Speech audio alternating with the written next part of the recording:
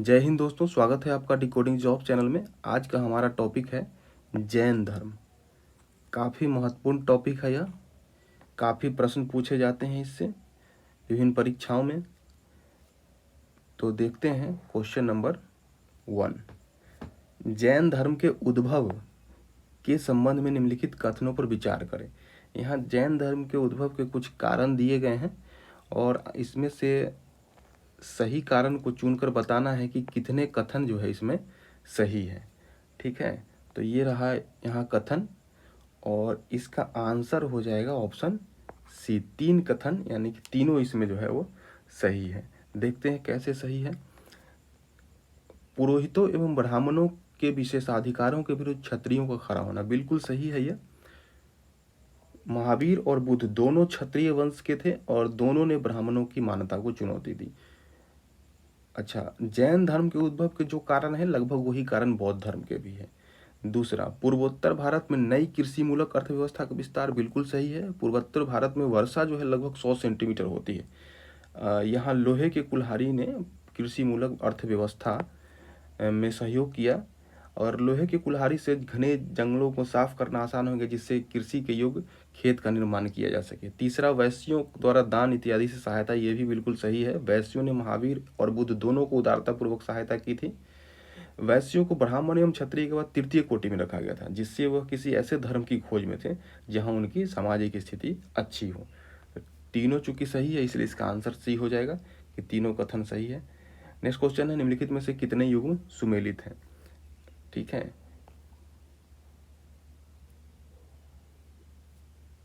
ये तीर्थंकरों का क्रम दिया गया है और यहाँ तीर्थंकर का नाम है, उसके बाद उनका प्रतीक है। ठीक है, तो इसमें इसका आंसर है ऑप्शन ए, केवल एक जो है युग्म सुमेलित है। देखिए, द्वितीय तीर्थंकर अजितनाथ तो हैं, लेकिन इनका प्रतीक जो है सांड नहीं है बल्कि हाथी है, इसलिए यह गलत हो जाता है। तृतीय तीर्थंकर संभव है और घोड़ा है इनका प्रतीक, ये बिल्कुल सही है पूरा। 22वें तीर्थंकर पार्श्वनाथ नहीं है, 22वें अरिस्टनेमी है और इनका ये इसलिए गलत हो जाता है, लेकिन इनका प्रतीक सर्प है, ये सही है। 23वें तीर्थंकर महावीर नहीं बल्कि 23वें पार्श्वनाथ है और महावीर जो है 24वें तीर्थंकर है, उनका प्रतीक जो है सिंह है, ये सही है।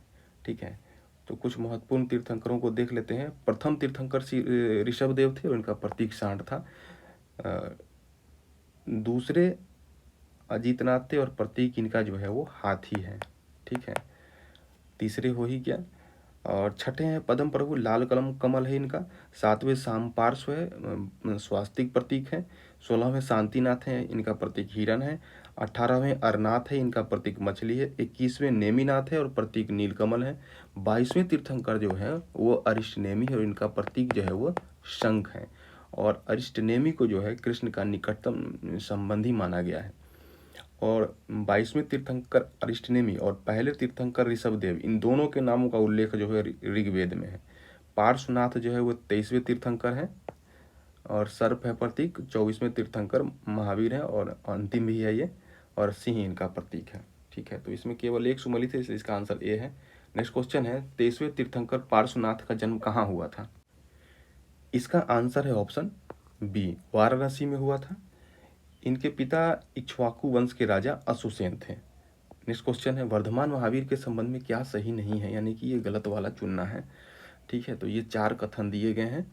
इसका जो आंसर हो जाएगा ऑप्शन ए, उनका जन्म 563 ईस्वी पूर्व में नहीं बल्कि 540 ईस्वी पूर्व में हुआ था। हालांकि हुआ था वैशाली और कुंड के गुणग्राह में, ये सही है, लेकिन यहाँ ईस्वी गलत लिखा हुआ है। उनके पिता सिद्धार्थ क्षत्रिय कुल के प्रधान थे, ये बिल्कुल सही है। वह 30 वर्ष की अवस्था में सांसारिक जीवन का परित्याग करके यति हो गए, ये भी सही है। 12 वर्ष के बाद उन्हें कैवल्य का प्राप्ति हुई, बिल्कुल सही बात है। 42 वर्ष के हो चुके थे उस समय, यानी केवल एक ए गलत है और यहाँ पर जो है सही नहीं, यानी गलत वाला चुनना था, इसलिए आंसर ए हो जाएगा। नेक्स्ट क्वेश्चन है, वर्धमान महावीर को निर्वाण कहाँ प्राप्त हुआ था? इसका आंसर है ऑप्शन डी, पावापुरी में हुआ था। उन्होंने 30 वर्षों तक घूम घूम तक कर धर्म का प्रचार किया और 468 ईस्वी पूर्व में उनकी उनको निर्वाण प्राप्त हुआ था 72 साल की आयु में। कहाँ पे हुआ था? पावापुर में, जो कि राजगीर के निकट है। ठीक है। नेक्स्ट क्वेश्चन है, निम्नलिखित में से कौन जैन धर्म के 5 व्रत का हिस्सा नहीं है? इसका आंसर हो जाएगा ऑप्शन डी, संन्यास जो है 5 व्रत का हिस्सा नहीं है। 5 व्रत के हिंसा में शामिल है अहिंसा, अमृषा यानी कि झूठ ना बोलना, अचौर यानी चोरी ना करना, उसके बाद है अपरिग्रह और ब्रह्मचर्य। ठीक है।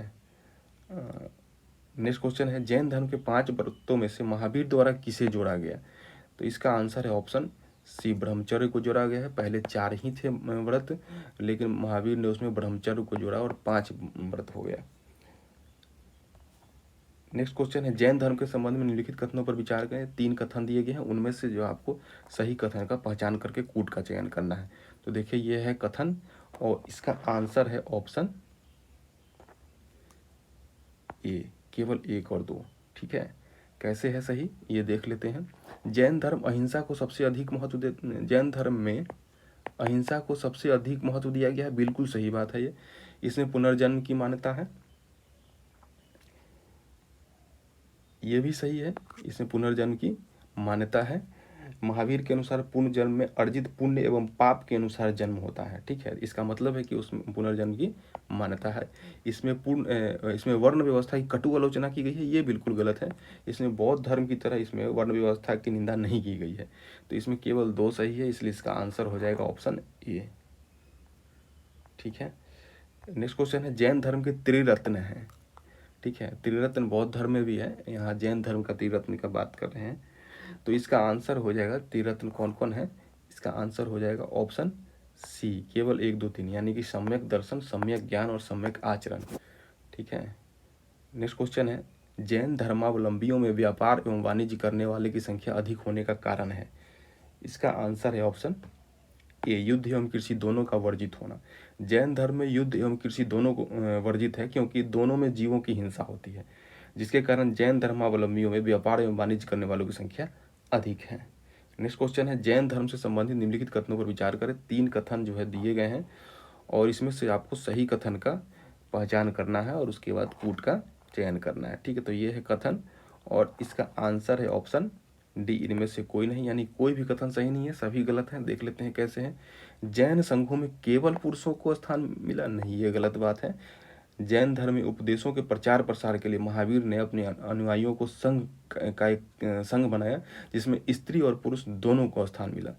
दूसरा है, जैन धर्म अपने को ब्राह्मण धर्म से स्पष्टतः पृथक करने के कारण अधिक लोगों को आकृष्ट करने में असफल रहा, ये भी गलत है। देखिए, अधिक लोगों को आकृष्ट करने में असफल रहा, ये तो सही है, लेकिन स्पष्टतः पृथक करने के कारण नहीं बोला, स्पष्टतः पृथक नहीं करने के कारण असफल रहा है, इसलिए ये भी गलत है। तीसरा है, कर्नाटक में जैन धर्म का प्रसार सम्राट अशोक ने किया, नहीं, ये अशोक ने नहीं किया था, ये गलत है। अशोक जो है वो बौद्ध धर्म का अनुयायी था और उसका प्रचार किया था, तो इसमें एक भी सही नहीं है, तो इसलिए इसका आंसर हो जाएगा ऑप्शन डी। नेक्स्ट क्वेश्चन है, वह एक मौर्य सम्राट थे, उन्होंने जैन धर्म अपना लिया, अपने राज्य का त्याग कर अपने जीवन के अंतिम वर्ष में साधु होकर कर्नाटक में धर्म का प्रचार करते हुए बिताए। उपरोक्त कथन किसके बारे में कहा गया है? ठीक है। तो इसका आंसर है ऑप्शन सी, चंद्रगुप्त मौर्य के बारे में कहा गया है। नेक्स्ट क्वेश्चन, दक्षिण भारत में जैन धर्म का प्रसार किसने नहीं किया? नहीं वाला बताना है। इसका आंसर है ऑप्शन बी, स्थलबाहु। इनको स्थूलभद्र भी बोला जाता है। स्थलबाहु ने नहीं किया था। मगध में अकाल पड़ गया था, उसके कारण बाहुभद्र जो थे ये दक्षिण में चले गए और वहाँ उन्होंने जैन धर्म का प्रसार किया था, जबकि स्थूलभद्र पाटलिपुत्र में ही रह गए थे। चंद्रगुप्त मौर्य के बारे में अभी पिछले क्वेश्चन में देखा हमने कि वो अपने जीवन के अंतिम समय में राजपाट त्याग करके कर्नाटक में चले गए थे, श्रवण बेलोगोला में, और वहाँ पर जो है जैन धर्म का प्रचार किया था। तो इन्होंने भी प्रचार किया था। नहीं करने वाला पूछ रहा है तो स्थलबाहु, यहाँ दक्षिण की बात करें तो स्थलबाहु ने नहीं किया था। नेक्स्ट क्वेश्चन है, जैन धर्म में बसदी किसे कहा गया है? इसका आंसर है ऑप्शन ए, जैन मठ को कहा गया है। 5वीं सदी में कर्नाटक में बहुत सारे जैन मठ स्थापित हुए जो कि बसदी कहलाते थे, और इन जैन मठों को यानी कि बसदी को बढ़न पोषण के लिए राजाओं से भूमि दान मिलता था। नेक्स्ट क्वेश्चन है, निम्नलिखित में से कौन से राजा जैन धर्म से संबंधित नहीं है? इसका आंसर है ऑप्शन सी, राजा प्रसेनजीत जो है ये गौतम बुद्ध से प्रभावित थे। नेक्स्ट क्वेश्चन है जैनों में ने धर्मोपदेश के लिए किस भाषा का प्रयोग किया? इसका आंसर है ऑप्शन डी, प्राकृत भाषा का प्रयोग किया जैनों ने धर्मोपदेश के लिए। ये आम बोलचाल की भाषा थी।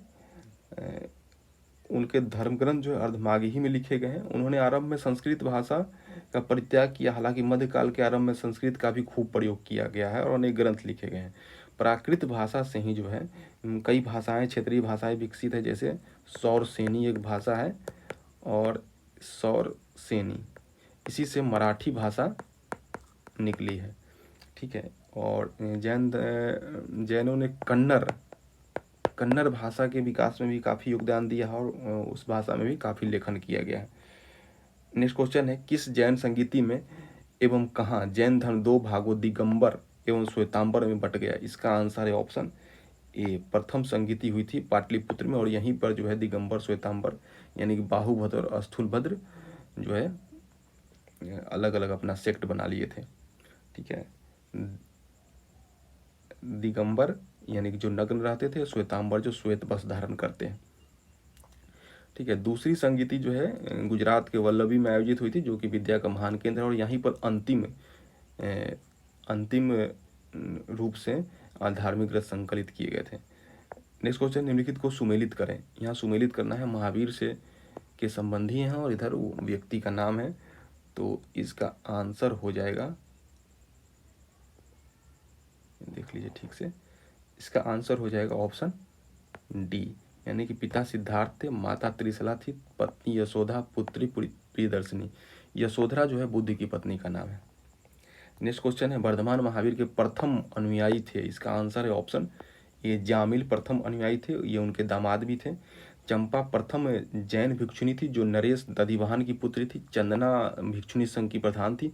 आर्य सुधर्मा जो है जैन धर्म का प्रथम थेरा या मुख्य उपदेशक हुआ। महावीर ने अपने शिष्यों को 11 गणधरों में विभाजित किया था और आर्य सुधर्मा ऐसा गणधर था जो महावीर की मृत्यु के बाद भी जीवित रहा।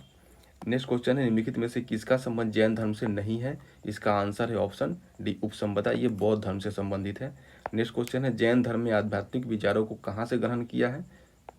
जैन धर्म ने आध्यात्मिक विचारों को कहाँ से ग्रहण किया है? इसका आंसर है ऑप्शन ए, सांख्य दर्शन से ग्रहण किया है। नेक्स्ट क्वेश्चन, कर्नाटक के श्रवण बेलगोला में गोमतेश्वर की मूर्ति के निर्माण में किसने भूमिका निभाई? इसका आंसर है ऑप्शन ए, चामुंड ने। ये जो थे चामुंड मैसूर के गंग वंशीय मंत्री थे और इन्होंने गोमतेश्वर की मूर्ति के, यानी कि इनको बाहुबली ही बोला जाता है, बाहुबली की मूर्ति का निर्माण में प्रोत्साहन एवं सहयोग दिया था। नेक्स्ट क्वेश्चन है गोमतेश्वर की मूर्ति किस मुद्रा में है? मुद्रा बताना है। इसका आंसर है ऑप्शन सी, कायोत्सर्ग मुद्रा में है। कायोत्सर्ग का अर्थ है शरीर के प्रति मोह का त्याग। इस मुद्रा में पैरों के बीच 4 अंगुल का अंतराल देकर खड़ा होते हैं और दोनों भुजाएं नीचे लटकती रहती है। समस्त जो है अंग निश्चल हो जाते हैं, निश्चल हो और यथा नियम श्वास लेने यानी कि प्राणायाम करने पर कायोत्सर्ग होता है। नेक्स्ट क्वेश्चन है खजुराहो के जैन मंदिरों का निर्माण किसने कराया? इसका आंसर है ऑप्शन डी, चंदेल शासकों ने कराया। नेक्स्ट क्वेश्चन है कल्पसूत्र जिसमें जैन तीर्थंकरों की जीवनी है की रचना किसने की? इसका आंसर है ऑप्शन सी, बाहुभद्र ने की थी। नेक्स्ट क्वेश्चन है जैन भिक्षुओं के लिए अनुशासन संबंधी नियम किसमें संकलित है? इसका आंसर है ऑप्शन सी, अचरंगा सूत्र में संकलित है। विनय पिटक में बौद्ध धर्म के अनुशासन संबंधी नियम है। नेक्स्ट क्वेश्चन है निम्नलिखित में से कितने पुस्तक जैन धर्म से संबंधित है? इसे बताना है कितना पुस्तक जैन धर्म से संबंधित है। तो इसका आंसर है ऑप्शन ये है, 2 पुस्तक हैं, भगवती सूत्र और नमाधम्म कथा सूत्र। ये दोनों पुस्तक जो है जैन धर्म से संबंधित है, बाकी तीनों बौद्ध धर्म से संबंधित है। नेक्स्ट क्वेश्चन है महावीर ने अपना पहला उपदेश कहाँ दिया था? इसका आंसर है ऑप्शन ए, पावा में दिया था। सारनाथ ने गौतम बुद्ध ने अपना पहला उपदेश दिया था। नेक्स्ट क्वेश्चन है वल्लभी में आयोजित दूसरे जैन संगीति की अध्यक्षता किसने की थी? इसका आंसर है ऑप्शन सी, क्षमा श्रवण ने की थी। पहला जो है जैन संगीति 300 ईस्वी पूर्व में हुआ था पाटलिपुत्र में। स्थूलभद्र ने या स्थल बाहु ने, दोनों एक ही नाम है, इसकी अध्यक्षता की थी। और दूसरा जैन संगीति जो हुआ था 512 ईस्वी में हुआ था, वल्लभी गुजरात में हुआ था और क्षमा श्रवण ने इसकी अध्यक्षता की थी। तो यही थे कुछ महत्वपूर्ण प्रश्न जैन धर्म से संबंधित। अब नेक्स्ट टॉपिक में जो है हम लोग बौद्ध धर्म से संबंधित कुछ महत्वपूर्ण प्रश्नों को सॉल्व करेंगे। ठीक है, थैंक्स फॉर वॉचिंग।